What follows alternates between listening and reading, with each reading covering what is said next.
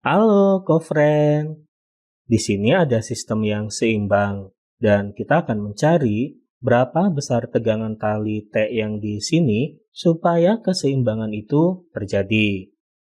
T-nya kita urai ke dalam dua komponen yang di samping sudut T cos 30 derajat, di sini T sin 30 derajat.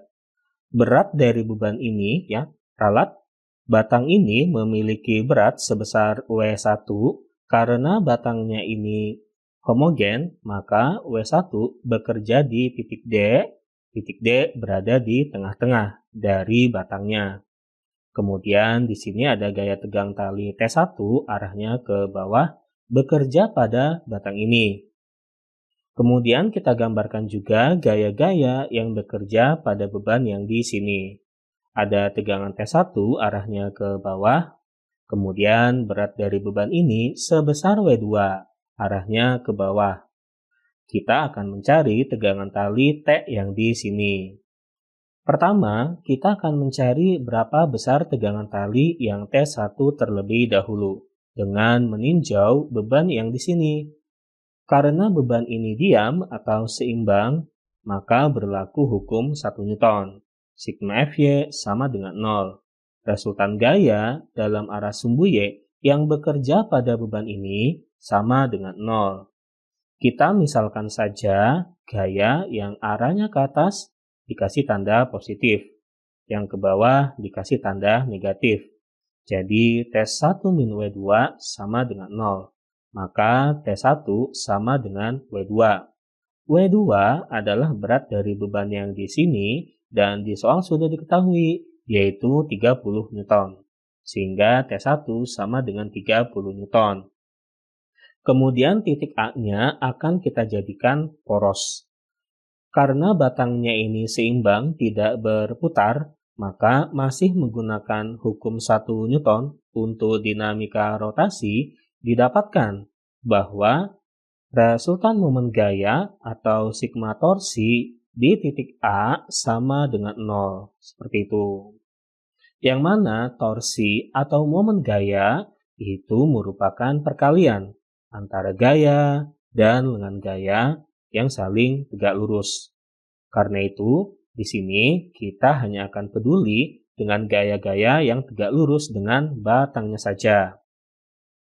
Dan kita tidak akan peduli dengan gaya yang bekerja di poros. Mengapa? Karena gaya yang bekerja di poros tidak akan memutar batangnya. Karena kan lengan gayanya sama dengan 0. Lengan gaya adalah jarak dari gaya itu bekerja ke porosnya. Seperti itu. Oke, jadi sekali lagi resultan momen gaya yang bekerja pada batang ini di titik A sama dengan 0. Nah, jadi kita mulai dari torsi yang dihasilkan oleh T1 terlebih dahulu, yaitu torsi yang dihasilkan oleh T1 itu adalah T1 itu sendiri dikali dengan lengan dari T1, yaitu jarak dari T1 ini bekerja ke porosnya, yaitu panjang AB. Sebenarnya untuk torsi, tandanya bisa plus, bisa minus. Untuk menentukan plus minusnya, caranya begini, kita sepakati dulu saja di awal. Misalkan untuk torsi yang berusaha memutar batangnya searah jarum jam, dikasih tanda positif. Yang berlawanan arah jarum jam, dikasih tanda negatif. Nah, torsi yang dihasilkan T1 berusaha memutar batangnya searah jarum jam, makanya tandanya positif. Kemudian torsi yang dihasilkan oleh W1 berusaha memutar batangnya searah, dikasih tanda positif. Dikali dengan lengannya dari sini ke sini, kita namakan AD. Kemudian torsi yang dihasilkan T sin 30 derajat berusaha memutar batangnya berlawanan arah jarum jam, maka dikasih tanda negatif. Dikali dengan lengannya dari sini ke sini, kita namakan AB, sama dengan 0. Ya, jadi kita tidak akan peduli dengan gaya yang bekerja di poros ya.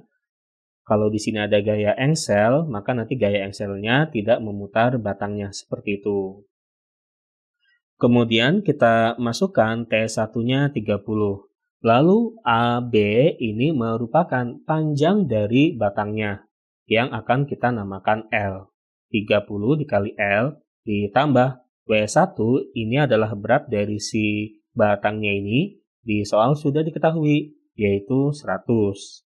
AD dari sini ke sini karena W1 bekerja di tengah-tengah, maka AD ini adalah panjangnya dari sini ke sini L dibagi dengan 2. Sin 30 derajat 0,5, AB-nya L. Kemudian kedua ruas bisa dibagi dengan L. Jadi 30 ditambah 50 hasilnya 80. Yang ini kita pindahkan ke ruas kanan jadi 0,5 T. Kedua ruas dibagi dengan 0,5 menghasilkan T sama dengan 160 Newton. Jadi ternyata supaya sistem ini seimbang, maka tegangan talinya sama dengan 160 Newton. Di opsi jawabannya adalah yang D. Oke, inilah jawabannya. Sampai jumpa di soal berikutnya.